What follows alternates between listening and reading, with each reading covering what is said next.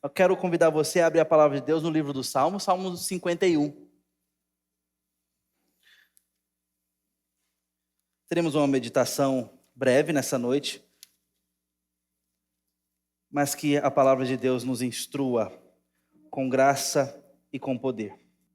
Ao mestre de canto, o Salmo de Davi, quando o profeta Natã foi ter com ele, depois de ele ter estado com Batseba.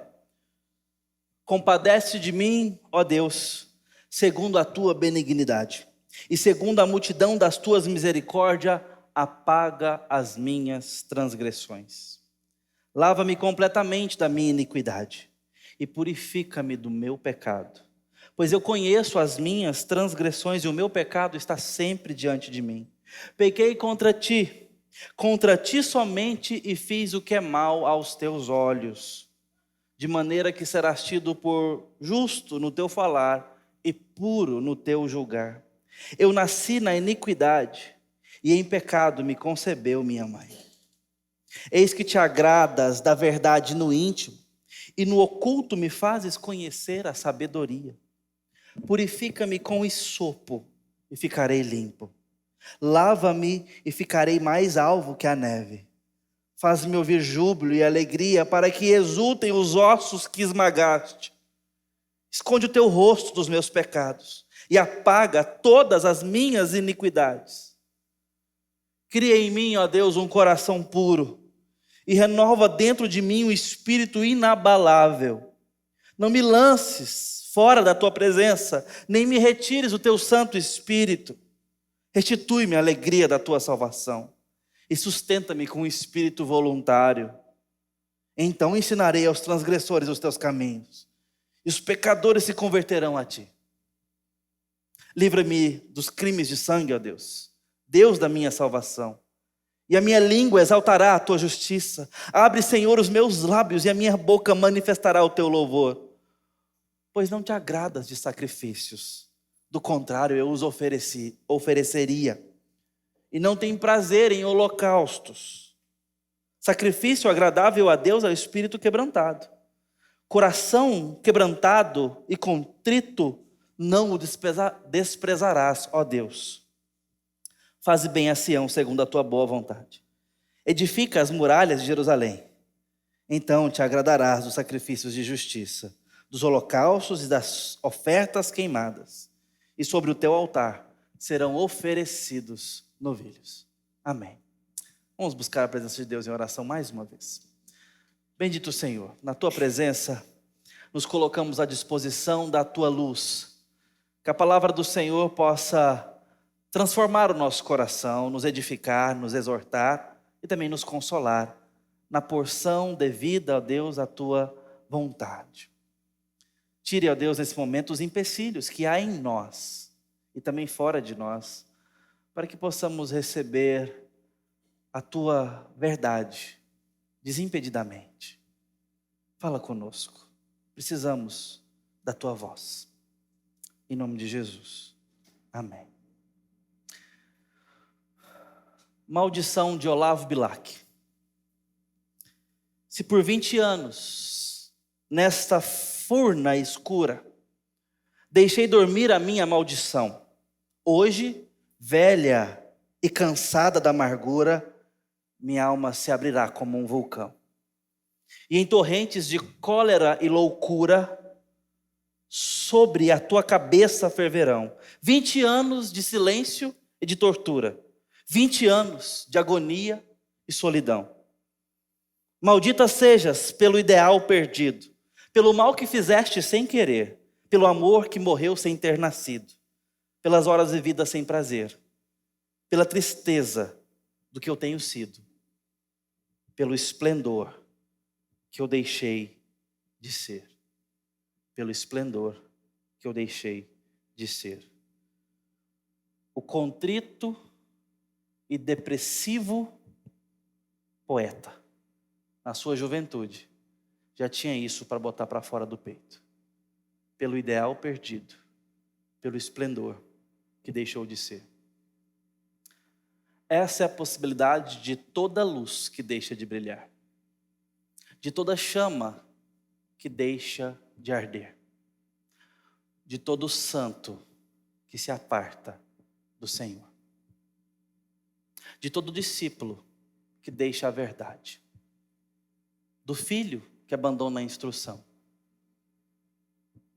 do ser humano que perde o seu sentido e a sua vocação.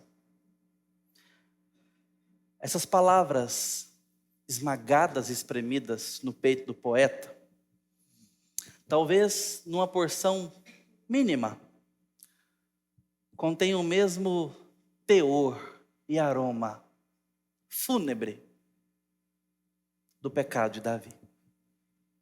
Esse é um dos raros salmos que nos dá um contexto histórico tão bem localizado. O maior dos salmos de penitência, há quem diga. A coroa dos lamentos poéticos dentro da Escritura. Onde arrependimento borbulha, sobressai. Onde a gente consegue se colocar ou nos colocar junto à contrição do salmista. Palavras poéticas, mas não bonitas. Bem elaboradas, entretecidas, mas expressando uma verdade terrível. Verdade nossa. Verdade minha e sua quando pecamos. Ou pelo menos, deveria ser. Como precisamos ser representados por este salmo. Como precisamos que Davi aqui se adiante na nossa frente e nos mostre exemplo a ser seguido. Porque aqui nesse salmo está diante de nós a maior de todas as necessidades humanas.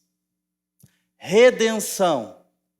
E a redenção vem por duas etapas, sobretudo normalmente, na regra da nossa vida. Porque há exceções para isso e eu entro nisso depois.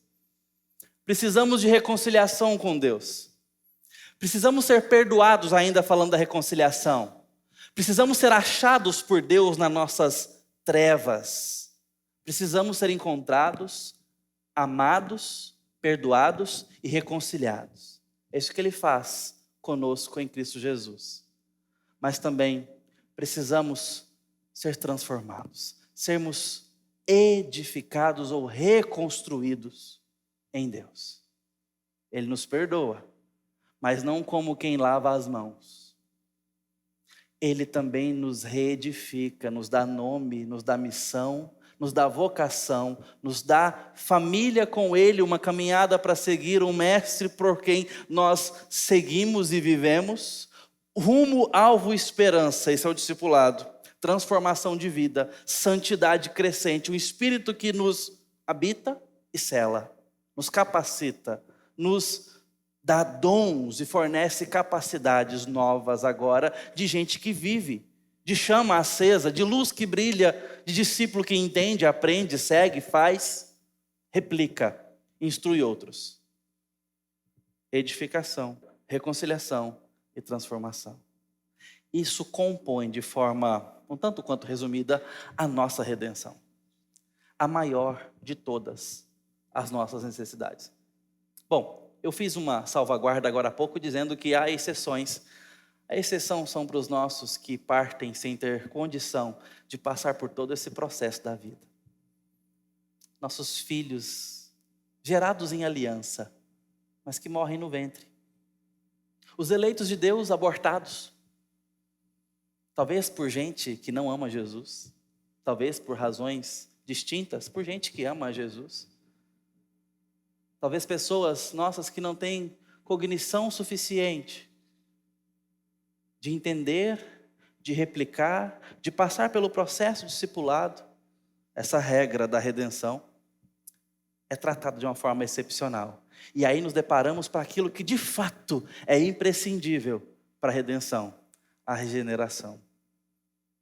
Deus nos pode dar novo nascimento em qualquer instância, etapa, momento, forma, onde um amontoado de células é gente que Deus conhece pelo nome, não o nome de batismo que os pais ficam pensando e decidindo, o nome que Ele dará a todos os seus filhos. Seria esse o nome da pedra branca? Talvez. Seria aquilo que João estava dizendo como algo concreto, real, literal? Bom, real é, mas talvez pode ser manifestado de formas diferentes, se em Cristo haveremos de descobrir um dia. E mesmo as crianças do ventre que não tiveram a oportunidade de ver as obras que se fazem debaixo do sol, recebem nome, todas quantas o Senhor elegeu para a sua glória. Isso sim é a maior de todas as necessidades. Em suma, vida e vida com Deus. Precisamos. Mas estamos falando da regra. Nossa vida corrente. Precisamos de arrependimento e de transformação. Nesse salmo, o salmista caminha conosco nessas duas porções. Não há aqui uma estrutura que eu quero apresentar para os irmãos, didática, com 2 ou 3 pontos, não, mas eu queria destacar algumas palavras muito preciosas para o nosso coração que encontramos aqui. Esse salmo, como eu disse, talvez o mais expressivo ou representativo dos salmos de penitência, o salmista chora e fala com o seu Senhor sobre a realidade do seu pecado, como quem chega sem preposições, como quem chega sem advérbios aqui para explicar como as coisas aconteceram, quem chega sem condicionamentos, quem chega sem contra-argumentações, quem chega sem mas, porém, chega sem entretantos, chega apenas para a confissão. Deus já o desarmou. E na sua muita graça chama Natã para falar com o amado Davi. E Deus vai encontrar com aquele que é do seu coração. E o amor exorta.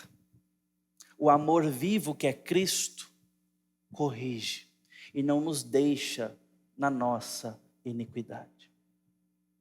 O profeta acha o impenitente, mas a palavra de Deus o quebra, o despedaça. Por amor, Davi é encontrado no seu pecado. Por amor de um pai zeloso, o menino é tirado da rebeldia.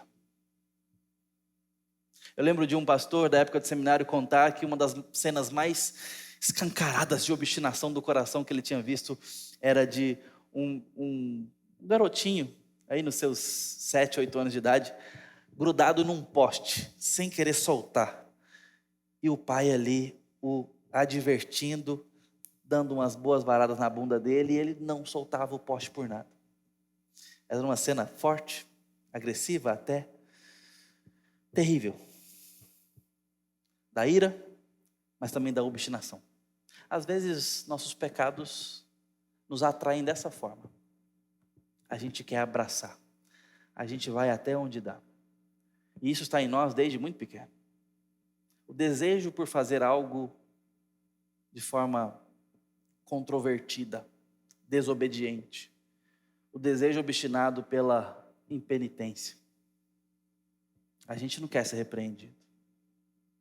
Eu tenho tentado educar uma criança de 3 anos, uma de 5 também. E muitas vezes eu digo sobre as consequências do erro e da desobediência. Meu filho não sabe falar desobediência ainda. Ele fala obediência para as duas palavras. Eu tenho que entender o contexto para saber o que ele está falando.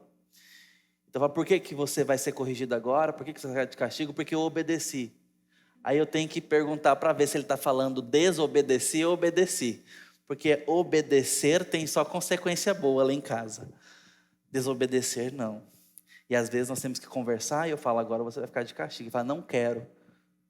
Eu sei que você não quer. O papai também não gosta de ser castigado quando erra. Nós não queremos os nossos castigos devidos. Principalmente, o principal deles. O salário do nosso pecado é a morte, morte eterna. E não é uma morte sem Deus. Há quem diga que o inferno é a ausência de Deus. Tolo. Que bom se fosse. Seria mais brando ficar na mão do diabo. A ira de Deus é quem castiga o pecado. O diabo não tem tanto poder. Deus tem. E a sua ira é implacável, inexaurível contra o pecado. Nada pode abrandar Deus contra o pecado. Quem é o diabo perto da ira de Deus? Apenas mais um dos condenados. Por isso precisamos de perdão. E eu estou falando isso para que possamos, como o salmista, levar a sério contra quem o nosso pecado é cometido. E o que cabe ao nosso pecado? Cabe justiça santa de um ser imaculado, justo e bom. Nós precisamos da mentalidade do salmista que entende que pecou contra alguém amoroso, que aplacou tamanha ira de forma justa. E você sabe quando eu falo sobre justiça, do que eu estou falando, né? Essa igreja tem aprendido sobre isso ao longo dos anos. Deus salva de graça para quem recebe, mas custa para Deus o sangue do Filho. Deus seria injusto se salvasse sem pagar o preço de tamanha ira. E Ele pagou. Não há remissão de pecado sem derramamento de sangue. O sangue foi derramado. O Antigo Testamento nos mostra didaticamente que sangue precisa ser derramado para haver comunhão entre pecadores e Deus. Precisa haver redenção, remissão, perdão. Deus não se mistura com pecado e nada vai mudar isso. Ou vamos banhados pelo sangue na sua presença, ou não haverá comunhão. Ele nos deu Jesus. Ele nos perdoou em Jesus. Nisto, Ele prova o seu amor para conosco em ter enviado o seu Filho único. Porque Ele amou de tal maneira o mundo que deu o seu Filho unigênito para que todo aquele que nele crê não pereça. E perecimento eterno. Deus nos amou desse tanto. Esse é o amor dele em Cristo. Esse é o perdão efetivo. Não apenas o disponível, mas o efetivo.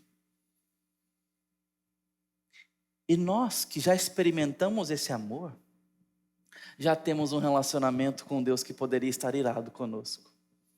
Ele não agora nos chama apenas de servos, e bastaria, seria muito gracioso que eu fosse apenas servo de Deus. Apenas aqui é até errado dizer. Mas Ele ainda me chama de amigo. E mais. Ele me chama de filho. Deus se faz meu Pai em Cristo Jesus. Me perdoa para me amar para sempre, para ter um relacionamento comigo, para eu ser família dele, para eu nunca mais achar que existe solidão, para eu nunca mais achar que falta sentido, para eu nunca mais achar que a noite fria é longa demais, para eu nunca achar que as dores do mundo são finais. Esse amor provado por nós em Cristo, experimentado pelo mistério da fé, é real. Quando falamos com alguém sobre o amor de Cristo, falamos muito mais do que de um conhecimento ou de algo que aprendemos. Estamos falando, de fato, de alguém que conhecemos. De algo que não apenas sabemos, mas sentimos e experimentamos. Toma-nos por inteiro. Mas muitas vezes, esse relacionamento é esfriado pelo pecado. O primeiro amor que flamejava se torna práticas e costumes e uma saudade antiga. Como se Deus tivesse ficado nos seus acampamentos de juventude, nos encontrões, nos clubões, naquele louvor daquela época. E você chega a pensar, Deus estava lá. Deus não fala comigo como antigamente. E às vezes, pastores líderes. Você pode lembrar saudoso do Deus que um dia te chamou para o ministério. Parece não ser mais o mesmo Deus que caminha com hoje contigo na luta diária, no dever ordinário,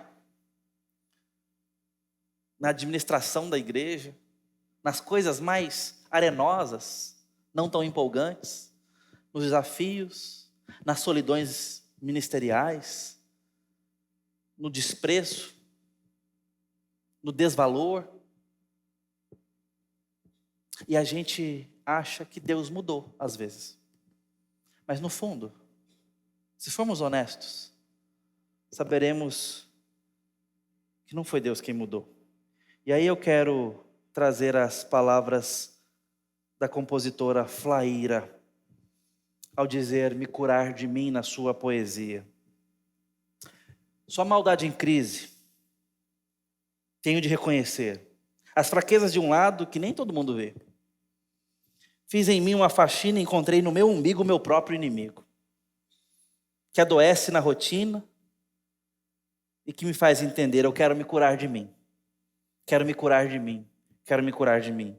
O ser humano é esquisito, armadilha de si mesmo. Fala de amor bonito e aponta o erro alheio. Vim ao mundo em um só corpo, esse de 1,60 m. Devo a ele estar atenta, não posso mudar o outro. Eu quero me curar de mim. Vou pequeno e pianinho fazer minhas orações. Eu me rendo da vaidade, que destrói as relações. Para me encher do que importa, preciso me esvaziar, minhas feras encarar, me reconhecer hipócrita. Sou má, mentirosa, vaidosa e invejosa. Sou mesquinha, grão de areia, boba e preconceituosa. Sou carente, amostrada, dou sorriso, sou corrupta, malandra, fofoqueira, moralista, interesseira. E dói me expor assim. Dói, despir-se assim. Mas se eu não tiver coragem para enfrentar os meus defeitos, de que forma, de que jeito, eu vou me curar de mim? Se é que essa cura há de existir, não sei. Se é que a busco em mim, não sei. Mas a busco. Essa cura não está em nós. Essa cura está fora de nós. Está na cruz maldita. Está em Cristo Jesus. E no Espírito dele, que em nós habita, está aqui, habitando em nós, para nos lembrar daquele Jesus que morreu. E nos faz falar como o salmista nesse salmo: compadece-te de mim, segundo o teu amor e a tua bondade. Me encontra de acordo com o que o Senhor é. Não nos meus méritos e tentativas de alcançar perdão, mas de acordo com a âncora da minha possibilidade, segundo a tua benignidade. Há traduções possíveis para a gente falar do amor puro de Deus aqui para a benignidade, que é um amor bom, ou uma boa vontade de Deus para com alguém. É uma tradução possível. Ou seja, o salmista apela para aquilo que está em Deus, ele conhece da graça do Senhor. Sabe que precisa daquilo que Deus tem para dar, não do que Ele tem para oferecer. Faz isso, Senhor. Tenha compaixão de mim, segundo a multidão das tuas misericórdias. E na dinâmica do salmo, o salmista vai usar aqui expressões duplas para compor uma única frase várias vezes, para dar ênfase, recurso poético para dar ênfase, muito usado no Antigo Testamento. Apaga as minhas transgressões. Desde já, nessa primeira metade do salmo, onde ele fala sobre a necessidade de ser reconciliado com Deus, ele já é ousado. Primeiro, fala com Deus quando não tem mais direito de falar com Deus. Ele sabe que tem pecado, ele sabe que Deus não nos aceita assim, mas ele entra na presença de Deus. Ele sabe que Deus é gracioso. E ele agora pede algo atrevido: apaga as minhas transgressões. Não é para Deus colocá-las de lado, não é para Deus amenizá-las, dar um desconto. Ele sabe que precisa de algo radical. Diante de Deus não tem meia tratativa, precisamos de algo radical. Se Deus não apagar as nossas transgressões, se sobrar uma, será demais, mas eventualmente não temos uma, Nosso pecado é profundo contra Deus e nós já conversamos sobre isso. Apaga as minhas transgressões. Versículo 2 diz e pede: lava-me completamente. A ideia aqui tem muito a ver com alvejamento, com a nossa lavagem de roupa. Tem a ver com alvejante. Esse é um verbo para limpeza. Tem a ver com roupas limpas. Tem a ver com aquilo que há de acontecer com o povo de Deus um dia, que se apresentará com roupas limpas. E sabe como são as nossas roupas limpas, de acordo com a visão de Apocalipse? Elas estão manchadas de sangue. Porque só assim a gente ficará limpo. Em Cristo Jesus, pelo sangue derramado. Lava-me completamente e purifica-me do meu pecado. Lavar e purificar são verbos sinônimos, duas expressões para uma mesma frase, para aprofundar a ênfase poética e nos falar: precisamos ser purificados e sair limpos da nossa impureza. Deus pode fazer isso em nós. E por mais que uma consciência cristológica fosse talvez diminuta no salmista, é completamente cristocêntrico o que ele está dizendo. E Deus, no seu Espírito, o está levando a dizer como precisamos ser lavados pelo sangue. E sabe que podemos pedir isso. A honestidade fica ainda mais clara no versículo 3 e 4, quando ele diz: conheço as minhas transgressões e o meu pecado está diante de mim. Mais uma vez, duas expressões para uma mesma frase, a aprofundar de forma poética uma necessidade ou uma verdade. Estamos diante do nosso pecado e sabemos dele. Sabemos e conhecemos. Precisamos ser honestos diante de Deus. Não tente brincar com o Senhor. Não peça meio perdão. Como é que faz isso, pastor, quando você confessa só o conveniente? Quando você acha que dá para manter alguns pecados, enquanto está de fato pedindo perdão para outros. O salmista, em todas as instâncias aqui, visitado pelo Espírito Santo, e precisamos dessa visitação, precisamos desse aprofundamento honesto de confissão, onde nós de fato botamos tudo para fora. Ele fala sobre totalidades e absolutos em si, toda a minha iniquidade, todo o meu pecado, completamente. Ele vai usando expressões que falam sobre tudo que há em nós que precisa ser purificado. Se isso acontece diante de Deus, você imagina em gabinete pastoral, quando você se confessa com seu irmão. Irmãos, nós somos malandros demais, até na espiritualidade. A gente vem com meias confissões. A gente vai até onde a gente se expõe.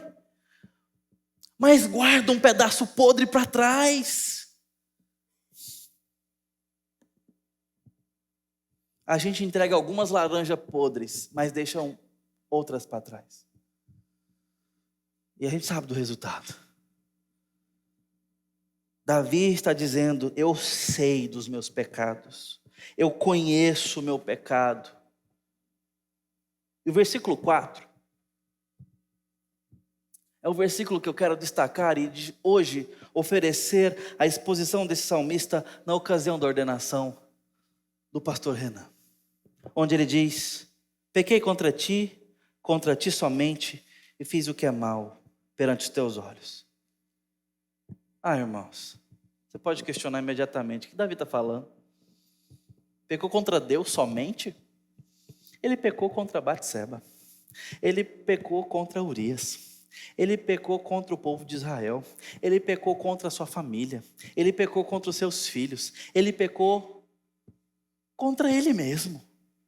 Ele pecou contra um povo inteiro. Uma nação. Que história é essa? É a história, embora hiperbólica, exagerada, nas frases de Davi, que reflete uma verdade espiritual que nós não podemos perder de vista, como o salmista não perdeu. O fato de que fomos chamados diante de um só ouvinte, no final das contas. De tal forma que, se não agradarmos esse ouvinte, o louvor de nenhum outro será válido ou útil no final das contas. E eu não estou falando de mérito aqui de salvação, não me entenda mal. Estou falando que nós vivemos para Deus e importa agradar a Deus mais do que aos homens. E isso não é desprezo aos homens, é uma consciência profunda de que fomos chamados diante de Deus, por Deus e para Deus. Nele nos movemos, como diz o apóstolo Paulo, citando até os poetas da época. Nele respiramos e temos dele vida. Mais precioso do que o oxigênio que respiramos é viver em Deus e para Deus. Senso de vocação, não apenas para pastores, missionários, oficiais, para todo o povo. Viver para Deus. Vocação, viver para Deus. Fim principal do homem, glorificá-lo. Encontrar todo o seu prazer nele. Davi tem essa consciência. Eu não sei em que grau, mas as suas palavras para mim não expressam outra coisa senão: o meu pecado é, em última instância, contra o meu benfeitor, contra o meu amado, contra aquele que me deu vida e amor e me tirou da obrigação do pecado. Talvez evocando a mensagem de Lutero, agora eu posso não pecar. Eu posso porque ele me amarrou, me desatou as amarras do pecado em Cristo. Nosso pecado agora é voluntário, como diz Calvino, segundo o nosso desejo do coração e deliberadamente de acordo com a nossa vontade. Pecamos. É voluntário. Estávamos livres, mas ainda queremos. Se o Senhor quiser me julgar, será justo. Será puro o teu julgar. Afinal de contas, eu nasci em iniquidade. Em pecado me concebeu a minha mãe. Está tudo certo com a minha condenação. Mas eu sei da tua graça e do teu amor, portanto peço, perdoa-me. Eis que te agradas da verdade, no íntimo e no oculto me fazes conhecer sabedoria. Os verbos são retomados a partir do verso 7. Purifica-me com hisopo, trazendo agora elementos de Levítico. O hisopo era usado de forma sacerdotal para fazer a purificação de leprosos, para declará-los limpos. Veja, a lepra tomava toda a dignidade e direito. A contaminação, embora física, ela gerava consequências, era responsável por consequências sociais, interpessoais. Perdia a família, perdia a esposa, filhos, perdia direito de trabalhar, ir e vir, perdia dignidade. Você já viu o nome dos leprosos nos evangelhos? Leprosos, 10 leprosos.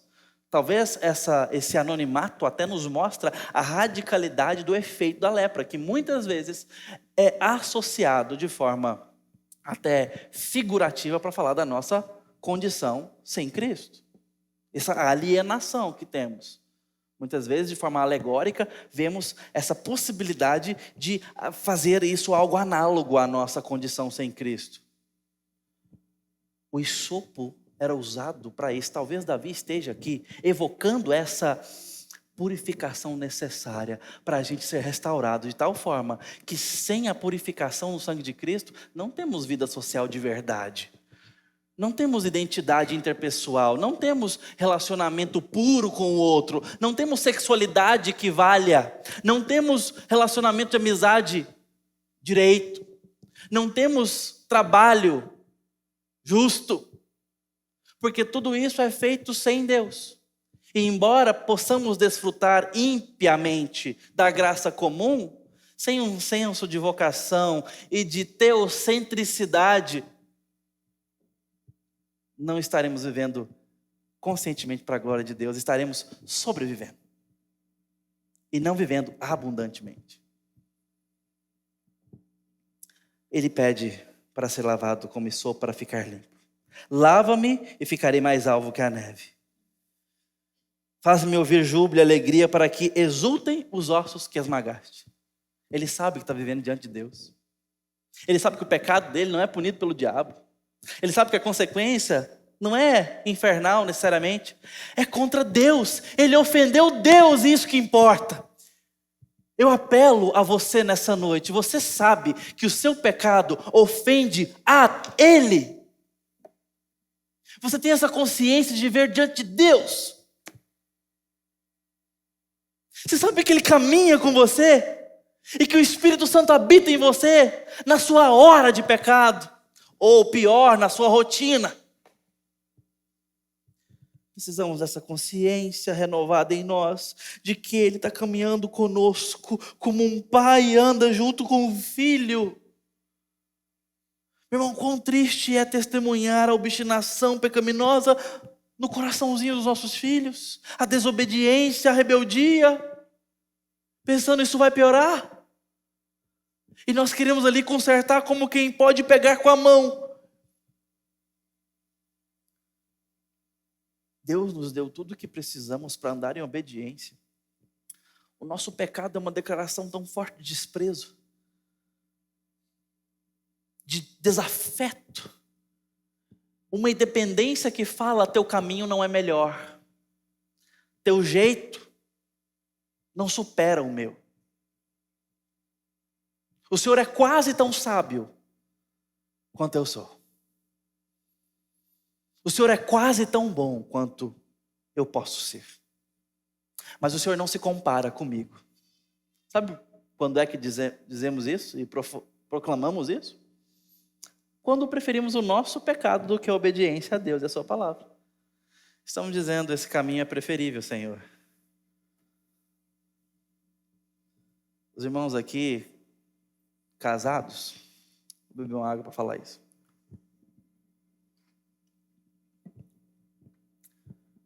Costumam andar no trânsito com o cônjuge do lado? Você tem um cônjuge GPS? Tem? Que sempre prefere aquela vaga e não outra? Tem? Que sempre acha que você deu ré demais? Ou que era melhor ter virado ali, por que você não foi por aqui? Tem? Na sua casa tem? Veio equipado o seu casamento com esse utensílio, não? Lá em casa tem, não vou falar quem é não, mas tem.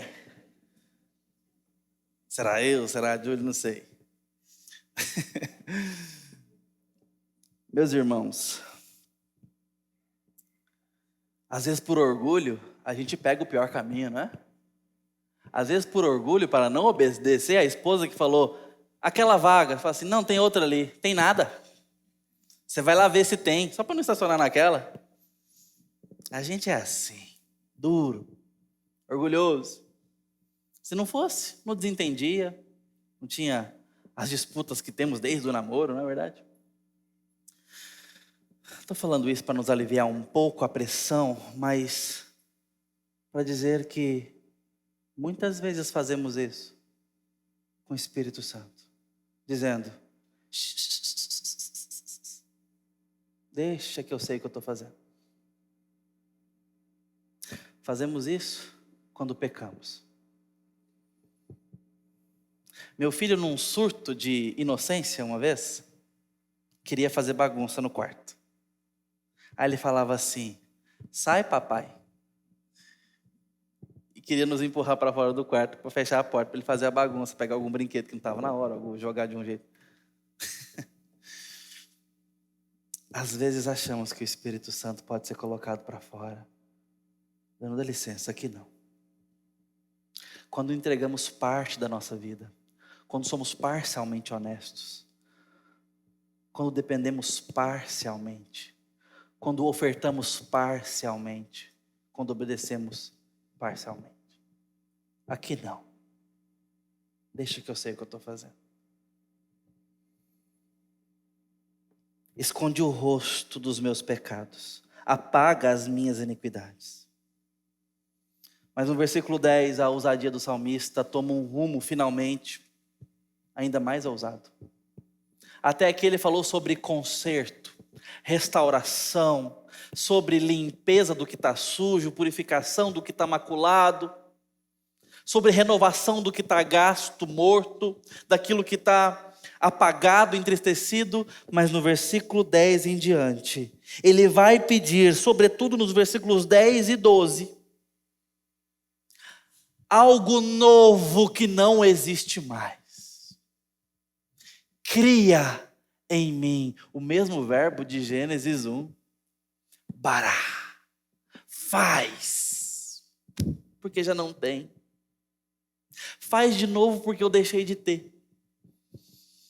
Cria em mim um coração puro e renova um espírito inabalável. Eu preciso que o Senhor faça alguma coisa que já nem existe. Versículo 12. Restitui-me a alegria da tua salvação, me devolve. Restituir tem a ver com um presente de novo. Me dá de presente, me devolve porque eu não tenho mais. Eu joguei fora, eu perdi a alegria da salvação e sustenta-me com o espírito voluntário. A parte B desses dois versos, 10 e 12, fala sobre renovação do espírito dele, que está ali, mas precisando de tratamento. Mas a parte A de ambos os versos fala sobre a criação de algo que já se perdeu, a alegria da salvação e um coração puro. Se Davi está pedindo é porque, inspirado pelo Espírito Santo, é porque podemos ter de volta. Podemos ter de volta comunhão com Deus, alegria na presença dEle, a autoridade espiritual que se perdeu. Podemos ter de volta o primeiro amor, podemos ter de volta relacionamento e paixão com Deus, podemos ter de volta afeto, saudade, caminhada, amizade com Deus. Onde pensamentos, sentimentos, convicção e alegria dão as mãos numa devocional qualquer durante a semana. Onde obedecemos porque conhecemos, confiamos, tememos, de fato. Não apenas porque aprendi um dia na escola dominical essas verdades. É alguém, é sobretudo uma pessoa que conhecemos. E então, o versículo 11, no meio disso, é pesado. E fala de algo talvez um pouco mal compreendido por nós. Não me retires da tua presença, não me lances para fora, e nem retires de mim o teu Santo Espírito. E Espírito está aí com letra maiúscula, está falando da pessoa. Aqui no Antigo Testamento nós não temos uma definição tão clara das pessoas da Trindade. Veja, uma definição tão clara. Não é que não é de maneira mais contida, ora mais, ora menos, ensinado por nós. É difícil investigar a consciência dos autores bíblicos veterotestamentários sobre essa consciência da Trindade. Consciência teológica mesmo, clara, como a gente vai perceber no Novo Testamento. Mas o fato é que mais hora, menos hora, nós esbarramos com frases assim, essa menção do mover de Deus. Mas uma coisa é fato, Davi sabe que a presença de Deus no seu tempo é marcada pela presença do seu Espírito. E ele sabe que Deus visita o povo pelo Espírito, que Deus autoriza reis pelo Espírito, e talvez seja exatamente disso que Davi está falando e temendo. Senhor, não me rejeites, como o Senhor rejeitou a Saul. O Espírito de Deus foi retirado de sobre a autoridade e unção de Saul, porque Deus o rejeitou. E essa não é uma tratativa de salvação ou soteriológica, é uma tratativa de unção para reinar sobre o povo de Deus. Algo necessário na história, teologicamente falando, para preparar caminho didático para o ensinamento de que Deus mandaria um rei supremo sobre o seu povo. Davi prefigura o adiantamento didático de que um dia Deus vai mandar um rei que nunca mais será destituído. Jesus Cristo. Assim como Moisés prefigurou a ideia do mediador, a ideia sacerdotal foi levantada, e assim os profetas também nos mostram e adiantam o ofício profético de Cristo. O Antigo Testamento foi nos preparando para entender que há um Deus todo completo por vir, que vai inaugurar uma era nova, preparando ainda para uma era novíssima, quando ele voltar um dia, trazendo consigo a consumação do reino. Rei, sacerdote, profeta, o autor do pacto. Davi está pedindo como quem lembra de Saul, muito provavelmente. Isso não está escrito aqui, mas é uma possibilidade.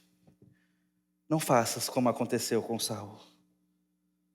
Versículo 13. Então, ensinarei aos transgressores os teus caminhos, e os pecadores se converterão a ti. Precisamos de perdão para alcançar a outros. Pastores precisam da vida diante de Deus, como quem teme e anda com Deus, para alcançar a outros.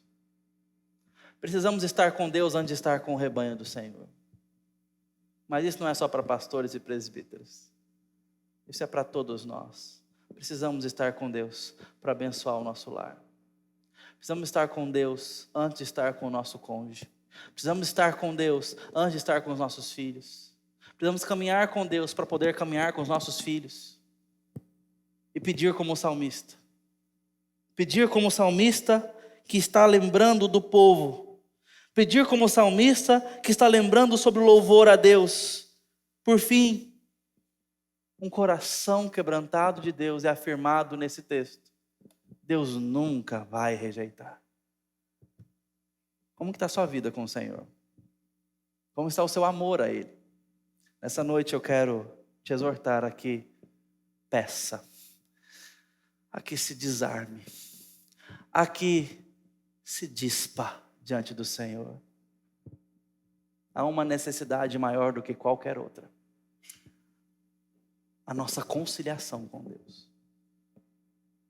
Precisamos que Ele faça em nós aquilo que se perdeu. Restaure em nós aquilo que está apagado. Mas é possível. Por causa do grande amor em Cristo, tudo isso está disponível. Eu quero te exortar a crer nisso de verdade nessa noite. Para que você possa buscar a Deus. Como talvez você há muito tempo ou jamais buscou.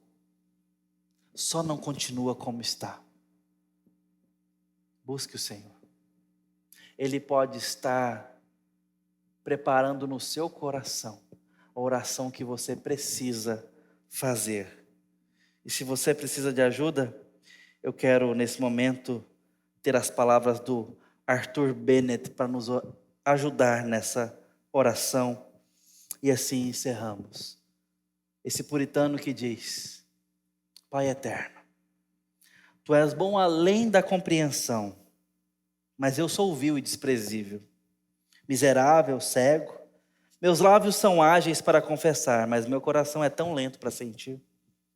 E meus caminhos são relutantes a se entregarem.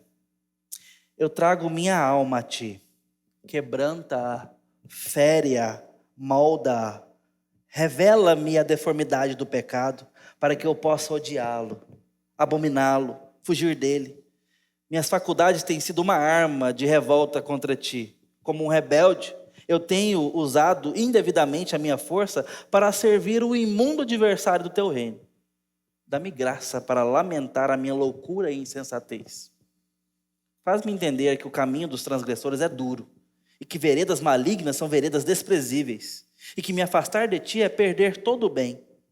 Eu tenho visto a pureza e a beleza da Tua perfeita lei.